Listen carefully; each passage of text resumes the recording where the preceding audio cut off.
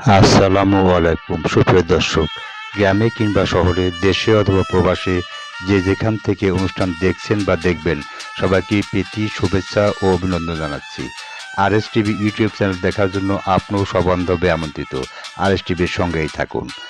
আপনাদের সঙ্গে আছি উপস্থাপনায় আমি রেজাউল করিম, পরিচালনায় আছেন রাসেল সরকার, ভিডিও সম্পাদনা করেছেন রাজীব সরকার, তত্ত্বাবধান আছেন আব্দুল মমিন এবং সঙ্গে আছেন মাসুদুজ্জামান বাবু। যেহেতু কন্টেন্টটি ঐতিহাসিক বিষয়ের উপর তৈরি করা বিধায় সময় একটু লম্বা হলেও বিষয়টি ধরে ধরে দেখার জন্য বিনীত অনুরোধ রইল। আরএস টিভির সঙ্গে থাকার জন্য ধন্যবাদ সবাইকে। চলুন অনুষ্ঠানের মূল পর্বে।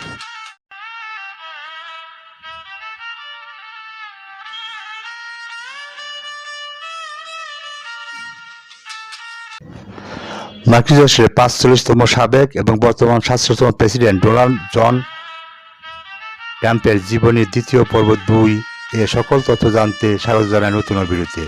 ডোনাল্ড ট্রাম্পের সম্পদ।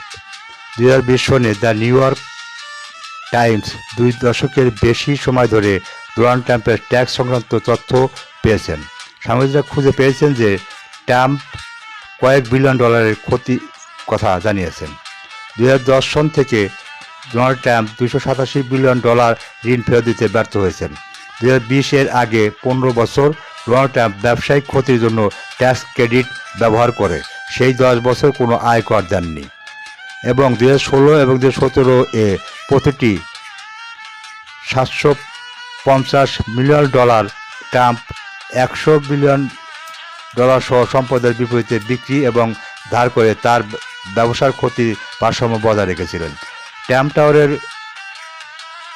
মিলেনিয়াম বন্দুক ২০০২ সনে পূর্ণ অর্থায়নে এবং স্টক এবং বন্ডে ২০০ মিলিয়নের বেশি লিকুইডেশন। ডোনাল্ড ট্রাম্প ব্যক্তিগতভাবে ৪২১ মিলিয়ন ঋণের নিশ্চয়তা দিয়েছেন, যার অধিকাংশ ২০২৪ সনের মধ্যে বকেয়া হবে। অক্টোবর ২০২১ পর্যন্ত ট্রাম্পের ১.৩ বিলিয়নেরও বেশি ঋণ ছিল, যার বেশিরভাগই তার সম্পদ দ্বারা সুরক্ষিত। ২০২০ সনে Donald Trump bank of China, Deutsch bank এবং ইউএসবি সহ ব্যাংক ও ট্রাস্ট সংস্থাগুলির কাছে ৬৪০ বিলিয়ন এবং অজানা পাওনাদারের কাছে প্রায় ৪৫০ মিলিয়ন পাওনা রয়েছে। তার সম্পদের মূল্য তার ঋণ ছাড়িয়ে গেছে। ডোনাল্ড ট্রাম্পের ব্যবসায়িক পেশা রিয়েল এস্টেট। ১৯৬৮ সনে শুরু থেকে ডোনাল্ড ট্রাম্প তার বাবার real estate company Donald Trump management নিযুক্ত ছিলেন, যা নিউ ইয়র্ক সিটির বাইরে ১২তে জাতিগতভাবে বিচ্ছিন্ন মধ্যবিত্ত ভাড়ার আবাসনের মালিক ছিলেন। ১৯৭১ সনে ডোনাল্ড ট্রাম্পের বাবা তাকে কোম্পানির প্রেসিডেন্ট করেন এবং তিনি একটি ছাতা ব্র্যান্ড হিসাবে ট্রাম্প অর্গানাইজেশন ব্যবহার শুরু করেন। ১৯৯১ এবং ২০০৯ এর মধ্যে ডোনাল্ড ট্রাম্প তার ৬টি ব্যবসার জন্য অধ্যায় ১১ দেউলিয়ত্ব সুরক্ষার জন্য দাখিল করেছিলেন।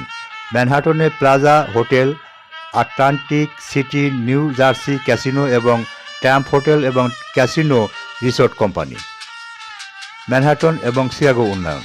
ডোনাল্ড ট্রাম্প ১৯৭৮ সনে তার পরিবারের প্রথম ম্যানহাটন উদ্যোগ গ্র্যান্ড সেন্ট্রাল টার্মিনালের সংলগ্ন পরিত্যক্ত কমোডোর হোটেলের সংস্কারের মাধ্যমে জনসাধারণের দৃষ্টি আকর্ষণ করেছিলেন। অর্থায়নের জন্য একটি ৪০০ মিলিয়ন সিটি সম্পত্তি ট্যাক্স কমানোর ব্যবস্থা করা হয়েছিল, যা ট্রাম্পের তার পিতার দ্বারা করা হয়েছিল, যিনি হায়াতের সাথে যৌথভাবে ৭০ মিলিয়ন ব্যাংক নির্মাণ ঋণের নিশ্চয়তা প্রদান করেছিলেন।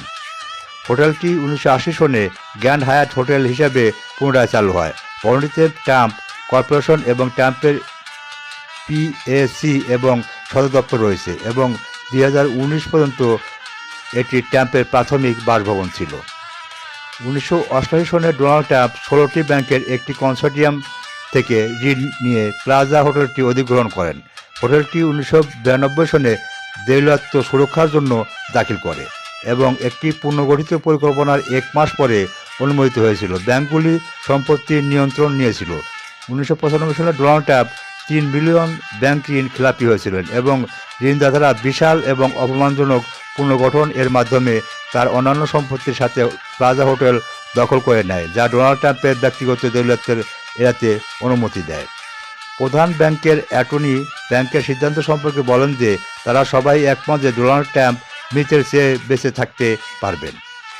1990 দশকের গোড়ার দিকে ডোনাল্ড ট্রাম্প হাডসন নদীর কাছে লিঙ্কন স্কোয়ারের আশেপাশে 70 একর ট্র্যাক্ট তৈরি করার অধিকার জিতেছিলেন। 1994 সনে অন্যান্য উদ্যোগ থেকে ঋণের সাথে লড়াই করে ডোনাল্ড ট্রাম্প প্রকল্পে তার বেশিরভাগ আগ্রহ এশিয়ান বিনিয়োগকারীদের কাছে বিক্রি করেছিলেন, যারা প্রকল্পের সমাপ্তির জন্য অর্থায়ন করেছিলেন রিভারসাইড সাউথ। ডোনাল্ড ট্রাম্প শেষ বড় নির্মাণ প্রকল্প ছিল 92 তলা মিশ্রণ ব্যবহারের Trump international hotel and tower, Chicago, যা 2008 সনে খোলা হয়েছিল। 2024 সনে নিউ ইয়র্ক টাইমস এবং প্রপাবলিকা রিপোর্ট করেছে যে অভ্যন্তরীণ রাজস্ব পরিষেবা তদন্ত করেছে যে ডোনাল্ড ট্রাম্প দুবার লোকসানের কথা বলেছিলেন কিনা। নির্মাণ খরচ ওভাররান এবং ভবনের আবাসিক ইউনিটের পিছিয়ে থাকা বিক্রয়ের মাধ্যমে ব্যয় করা ডোনাল্ড ট্রাম্প তার 2008 ট্যাক্স রিটার্নের মূল্যহীন বলে ঘোষণা করেছিলেন। ডোনাল্ড ট্রাম্পের আটলান্টিক সিটি ক্যাসিনো।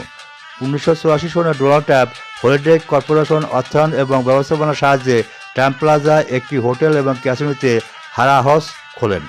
এটি অলাভজনক ছিল এবং ট্রাম্প একক নিয়ন্ত্রণ নেওয়ার জন্য মে 1986 সনে হলিডে 70 বিলিয়ন প্রদান করেছিলেন। 1985 সনে ডোনাল্ড ট্রাম্প না খোলা আটলান্টিক সিটি হিলটন হোটেলটি কিনেছিলেন এবং এর নামকরণ করেন ট্রাম্প ক্যাসল। উভয় ক্যাসিনো 1992 সনের অধ্যায় 11 দেউলিয়াত্ব সুরক্ষার জন্য দায়ী করেছিলেন। ডোনাল্ড ট্রাম্প 1988 সনে তৃতীয় Atlantic city venue Trump Taj Mahal কিনেছিলেন। এটি জাঙ্ক কাণ্ডের 675 মিলিয়ন দিয়ে অর্থায়ন করা হয়েছিল এবং 1.1 বিলিয়নের জন্য সম্পন্ন হয়েছিল। এপ্রিল 1990 সনে খোলা হয়েছিল। ডোনাল্ড ট্রাম্প 1991 সনে অধ্যায় 11 দেউলিয়াত্ব সুরক্ষার জন্য দাখিল করেছিলেন। পুনর্গঠন চুক্তি বিধানে অধীনে ডোনাল্ড ট্রাম্প তার অর্থের প্রাথমিক অংশীদারিত্ব ছেড়ে দিয়েছিলেন এবং ব্যক্তিগতভাবে ভবিষ্যতের কর্মক্ষমতা নিশ্চিত করেছিলেন। ডোনাল্ড ট্রাম্প 900 মিলিয়ন ব্যক্তিগত ঋণ কমাতে তিনি ট্রাম্প হোটেল এয়ারলাইন্স বিক্রি করেছিলেন, তার মেগাওয়াট ট্রাম্প রাজকুমারী, যা তার ক্যাসিনোতে লিজ দেওয়া হয়েছিল এবং ডক করে রাখা হয়েছিল, এবং অন্যান্য ব্যবসা। 1995 সনে ডোনাল্ড ট্রাম্প ট্রাম্প হোটেল এবং ক্যাসিনো রিসোর্ট প্রতিষ্ঠা করেন, যা ট্রাম্পের প্লাজার মালিকানা গ্রহণ করে। THCR 1996 সনে তাজমহল এবং ট্রাম্প ক্যাসল ক্রয় করে এবং 2004 এবং 2009 সনে দেউলিয়া হয়ে যায়। ডোনাল্ড ট্রাম্প 10% মালিকানা রেখে যায়। তিনি 2009 সন পর্যন্ত চেয়ারম্যান ছিলেন। ডোনাল্ড ট্রাম্পের ক্লাব। 1985 সনে ডোনাল্ড ট্রাম্প ফ্লোরিডায় পাম বিচে মার এ লাগো এস্টেটে অধিগ্রহণ করেন। 1995 সনে তিনি একটি প্রাইভেট ক্লাবে দীক্ষা ফি এবং বার্ষিক বকেয়া দিয়ে এসেটটি রূপান্তরিত করেন। ডোনাল্ড ট্রাম্প একটি ব্যক্তিগত বাসস্থান হিসেবে বাড়ির একটি ডানা ব্যবহার অব্যাহত। ডোনাল্ড ট্রাম্প 2019 সনে ক্লাবটি তার প্রাথমিক বাসস্থান ঘোষণা করেন। ট্রাম্প অর্গানাইজেশন 1999 সনে গল্ফ কোর্স নির্মাণ ও কেনা শুরু করে। এটি 14টির মালিক এবং বিশ্বব্যাপী আরও 3টি ট্রাম্প ব্র্যান্ডেড কোর্স পরিচালনা করেন। শ্রদ্ধেয় দর্শক, মার্কিন যুক্তরাষ্ট্রের 45তম সাবেক এবং বর্তমান 47তম প্রেসিডেন্ট ডোনাল্ড জন ট্রাম্পের জীবনের দ্বিতীয় পর্ব 2 এই ছিল আজকের পর্বের মূল বিষয়বস্তু।